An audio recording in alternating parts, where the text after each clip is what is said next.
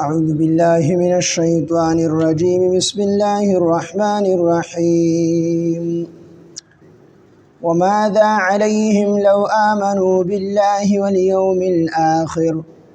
واليوم الآخر وأنفقوا مما رزقهم الله وكان الله بهم عليما إن الله لا يظلم مثقال ذرة وإن تك حسنة يضاعفها ويؤت من لدنه أجرا عظيما فكيف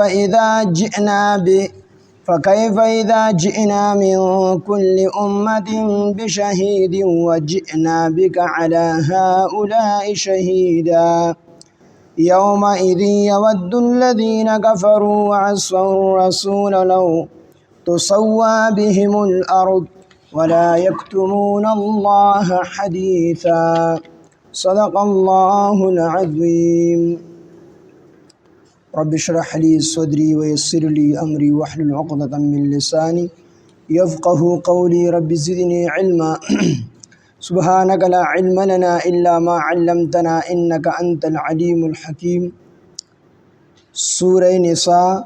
پنځم سپارہ آیات نمبر 40 وماذا علیہم او څه نقصان دی علیہم د دې خلکو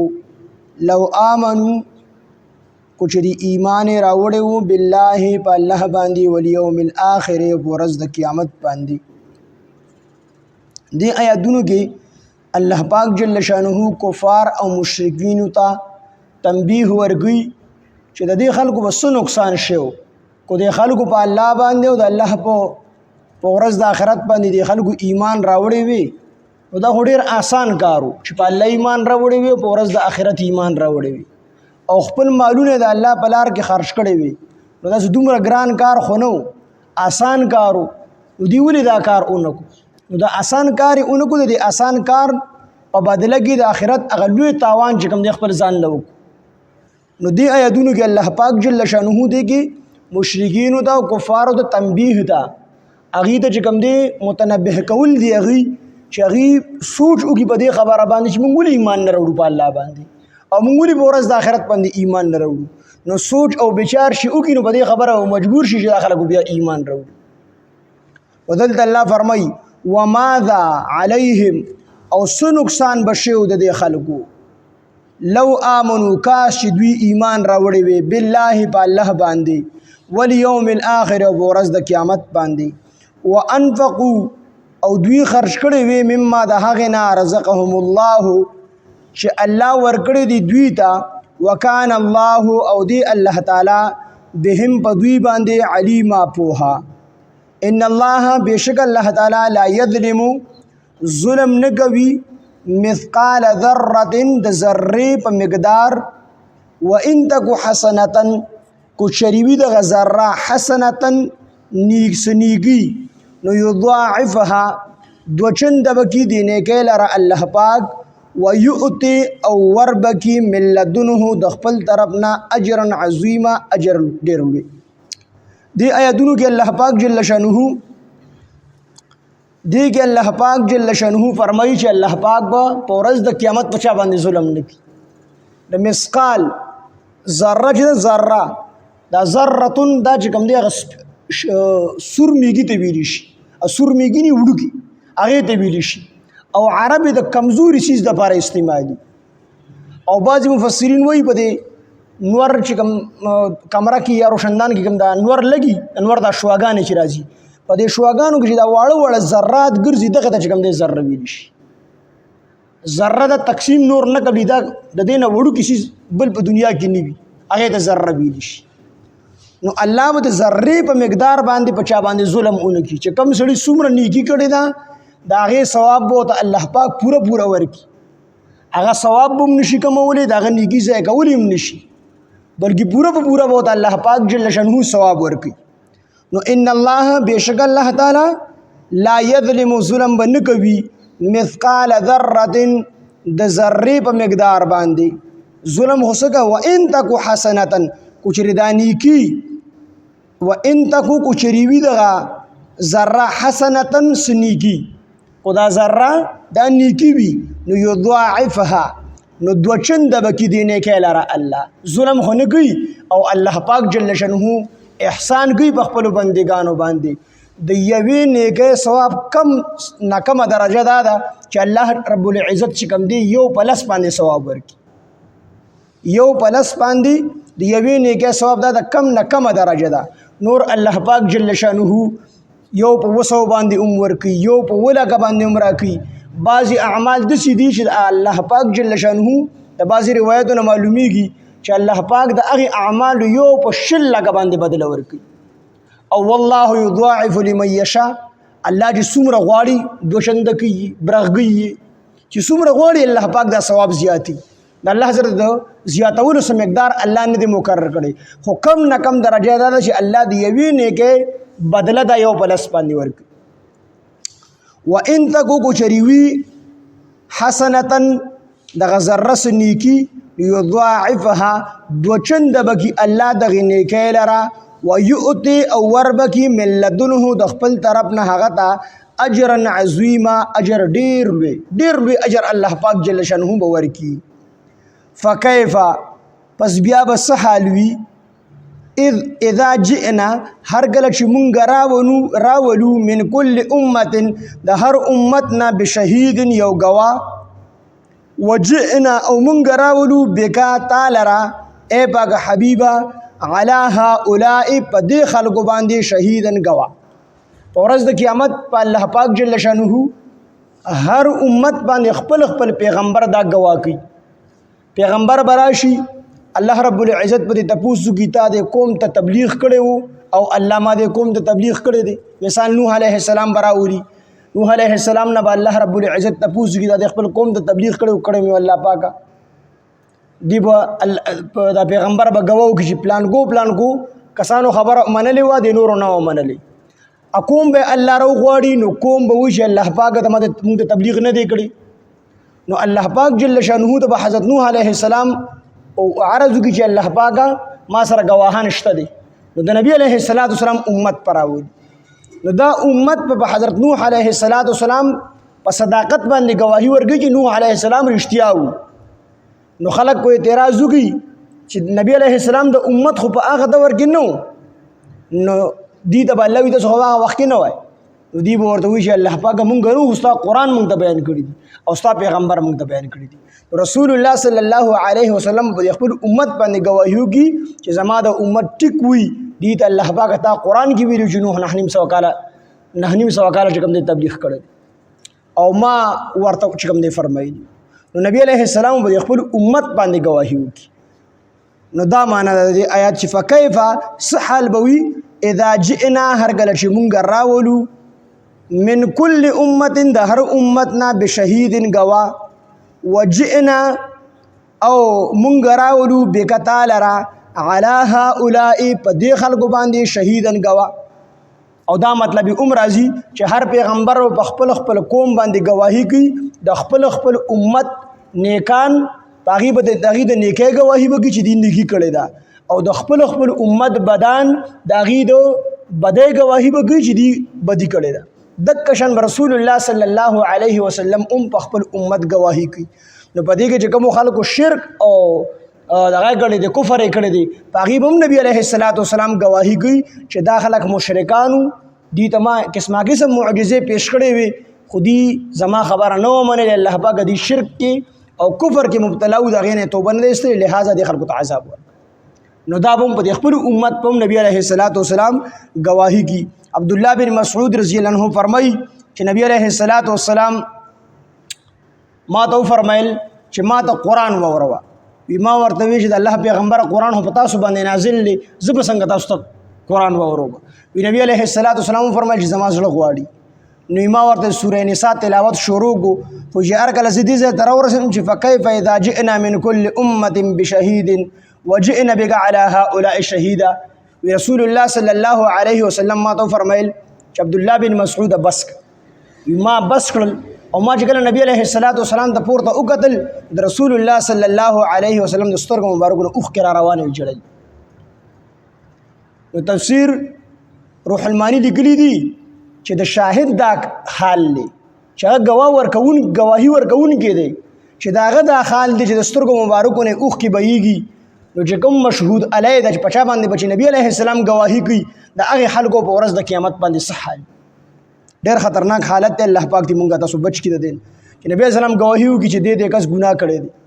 د زما سنت پرېښي دي، د په دین کې چې کوم دی بدعات چې کوم دی شروع کړي دي، د ګناهونه کړي دي، نو په هغه ورځ به بیا د دغه کس ته هلاکت ورځي، دی بیا نشي بچ کېدلی. فکیف پس حال به وي اذا جئنا هر کله چې مونږ راولو من کل امت د هر امت نه بشهید یو ګواه، د هر امت پیغمبر دغه مخې ته هغه به چې کوم دی د خپل امت په نیکو او بدو اعمالو باندې ګواه وي. وجئنا مونږ راولو بکا تعالی رای پاک حبیبه علی هؤلاء په دې خلکو باندې شهیدن ګواه. یومئذ په هغه ورځ باندې یود الذین بغواړي هغه کسان کفرو چې کفر یې کړی دی وعصوا الرسول او نافرمانی کړې ده د رسول، لو تسوا کاش چې برابر شوي بهم الارض په دوی باندې ځمکه ولا یکتمون الله او دوی به نه پټي د الله نه حدیثه اس خبره. نو دا د قیامت او هولناک منظر د آیات کې بیان شو چې په دغه ورځ باندې به دا کافران او مشرکان وي چې کاش د ځمکه چې کوم دی اوښلې دی مونږ پکې ننوتې، مونږ د دې ځمکې سره پیوست شوې، خو چې مونږ د قیامت تر ورځې د رسوایۍ او د ذلت نه بچ شو. یومئذ په هغه ورځ باندې یعنې د قیامت په ورځ باندې یود الذین بغواړي هغه کسان کفرو چې کفر یې کړی دی وعصوا الرسول او د رسول نافرمانی کړې ده، دی به څه وي لو تسوا کاش چې برابر شوي بهم الارض په دوی باندې ځمکه. دا خلک وایي چې ځمکه زموږ سره برابر شوي، بلکل موږ د ځمکه کې ننوتې د ځمکې سره پیوست شوي، خو چې د قیامت تر ورځې دا سختي او د دې دا رسوایي دا چې کوم دی موږ وینو. ځکه په هغه ورځ چې کوم ښکرور څاروی دی بې ښکرو څاروي وال دی الله به هغه له چې کوم دی ښکرې ورکړي او د هغه نه بدله والي. څاروي هم په دغه ورځ باندې یو بل نه بدله والي، بیا به هغې خوري شي. په دغه ټایم کې به چې کوم دی کافران وي افسوس وکړي چې کاش مونږ هم دغه شانتې خبرې شوي دی څاروو په شانتې، خو د انسان دپاره خو بیا خبرې کېدل نشته دي، نو دوی په دغه ورځ باندې افسوس وکړي. یومئذ په هغه ورځ باندې یود الذین بغواړي هغه کسان کفرو چې کفر یې کړی دی وعصوا الرسول او نافرمانی کړې ده د رسول، لو تسوا کاش چې برابر شوي بهم الارض په دوی باندې ځمکه ولا یکتمون او دوی به نه پټوي، دا کافران به نه پټوي الله د الله نه حدیثه څه خبره. او بعضې آیاتونو کې الله پاک په قرآن کې بل ځای کې فرمایي چې والله ربنا ما كنا مشرکین، دا مشرکان وایي چې الله زمونږ د ستا په ذات باندې قسم وي، زمونږ د ستا په ذات باندې قسم وي چې مونږ شرک نه دی کړی، مونږ د شرک کوونکو نه وو. او دلته الله فرمایي چې ولا یکتمون دا کافران به نه پټوي الله د الله نه حدیثه څه خبره. یو ځای کې فرمایي الله فرمایي چې دا کافران به د الله نه خبره نه پټي، څه چې کړي هغه به صفا صفا وایي. او بل آیات کې والله ربنا ما كنا مشرکین، دې کې الله فرمایي چې دا مشرکان وایي چې زمونږ د ستا په رب باندې ستا په ذات باندې قسم یې الله پاکه چې مونږ شرک نه دی کړی. نو هلته کې خو به دوی د خپل شرک پټي. نو دا تپوس د ابن عباس رضی الله عنه نه چا وکړو چې دا قرآن په آیاتونو کې ظاهر تضاد ښکاري، ظاهر کې دا دوه آیاتونه د یو بل متضاد ښکاري، نو دا څنګه چل دی؟ عبدالله بن عباس رضی الله عنه فرمایل چې ړومبې چې دا خلک کافران څنګه لړ شي که نه قیامت په ورځ باندې، نو دوی چې وګوري نو دوی په زړه کې خو به دا خبره مضبوطه شي چې الله پاک هغه سړی نه معاف کوي چې چا کفر او شرک کړی دی، ایمان ورسره نشته، دی به جنت ته ځي، دی به جهنم ته ځي. خو چې کوم ایماندار دي چې شرک نه دی کړی، کفر یې نه دی کړی، مسلمانان دي، دی به جنت ته ځي. دی به ړومبې انکار وکړي چې والله ربنا ما كنا مشرکین، الله زمونږ ستا په ذات باندې قسم مونږ شرک نه دی کړی. الله به وفرمایي په دې خوله باندې ولا مخر ولګوئ، په خوله یې مخر ولګي چې په کم کم اندام باندې کم کم ګناه کړي دی، په خپله به ګناهونه چې کوم دی شروع کړي. اخره کې چې دی پوه شي چې اوس خو بله چاره نشته دی، په خپله به اقرار وکړي چې الله مونږ شرک کړی دی، بیا به یو خبره دی نه پس دی نه پټي. ړومبې کې خو به انکار کوي، خو چې کله الله والا په جواب باندې مخر ولګي اندامونه چې کوم دی خبرې شروع کړي، اندامونه وي چې دا ګناه کړی دی، نو د هغې نه بس په دې په خپله جواب باندې هم اقرار وکړي، نو نو دی په دغه ټیم کې بیا د الله نه بل خبره نشي پټولې یوم الدین په ورځ باندې یود الذین بغواړي ها کسان کفرو چې کفر کړي دي وعصوا الرسول او نافرمانی کړي د رسول لو تسوا بهم الارض کاش چې برابر شوي په دوی باندې ځمکه دی بوج کاش موږ باندې ځمکه برابر شي ولا یکتمون الله او دوی بنه پټي د الله نه حدیثا خبره وماذا او سو نقصان دی علیهم په دوی باندې او سو نقصان دی علیهم په دوی باندې لو امنو کچری دوی ایمان راوړي وي بالله په الله باندې والیوم الاخر او ورځ د قیامت باندې وانفقوا او دوی خرج کړي وي مما ده هغه سنه رزقهم الله چې ورګړي دي دوی د الله پاک وکانه الله دی الله پاک بهم په دوی باندې علیما پوها ان الله بشک الله تعالی لا یظلم ظلم نکوي مثقال ذره د ذره برابر ذره په مقدار و ان تکو کچری بي د ذره حسنه سنیږي یضاعفها نو دوچند بگی دی لرا اللہ پاک ویؤتی وربگی من لدنه د خپل طرفنا اجرا عظیما اجر لوی فکیفا پس حال بوی اذا جئنا هر گلچ منگا راولو من کل امت د هر امتنا بشهید یو گوا وجئنا منگا راولو بکا تالرا علی هؤلاء پدی خلق باندی شهیدن گوا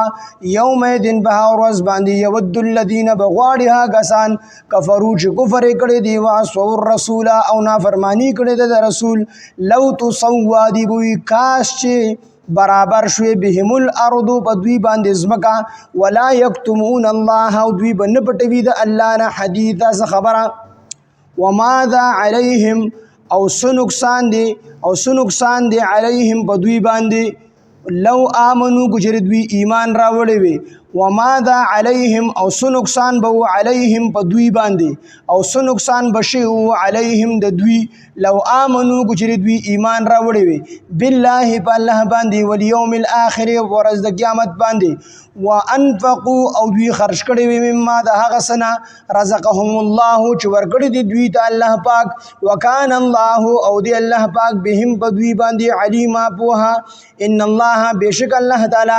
لا یظلم ظلم نکوي مثقال ذره د ذره په مقدار باندې و ان تکو کچری بي دغه ذره حسنه سنیږي یضاعفها نو ډبل گی به دلرا الله پاک ويؤتي او وربگی الله پاک من لدنه د خپل طرف نه اجرا عظیما اجر لوی فکیف اذا جئنا پس حال بوی هر کله چې مونږ راولو من کل امت د هر امتنا بشهید یو گوا وجئنا مونږ راولو بکتال را پاک حبیبا علی هؤلاء په دې خلکو باندې شهیدن گوا یوم الدین په ورځ باندې یود الذین بغواړي ها کسان کفرو چې کفر کړي دي وعصوا الرسول او نافرمانی کړي دي د رسول لو تسوا یوی کاش برابر شوي بهم الارض په دوی باندې ځمکه ولا یکتمون الله او دوی نپټوي د الله نه حدیثا خبره الحمد لله رب العالمين والعاقبة للمتقين الصلاة والسلام على سيد الأنبياء والمرسلين وعلى آله وأصحابه أجمعين ربنا تقبل منا إنك أنت السميع العليم وتب علينا إنك أنت التواب الرحيم إله العالمين تزمون رازش لوی ټول ګناهونه معاف کی الله دا درس په خپل دربار الهي قبول او منظور کی خالص تخپل رضا وګرځي الہ العالمین حاضر مجمع ټول د کامل مغفرت نصیب کی الہ العالمین سمر مردگان زمونږ وفات شوي ټول د کامل مغفرت نصیب کی الله د دې درس ثوابونه زمونږ والدین او محترمین ته زمونږ چې نور څومره رشتہ داران مردگان وفات شوي ټول د دې ثوابونه ور ورسوي الہ العالمین خاتمه زمونږ د ټول بل خیر او بال ایمان کا په وخت ځن قدم د زړه په صدق سره په جبه زمونږ د کلمه چالو کلا اله الا الله محمد رسول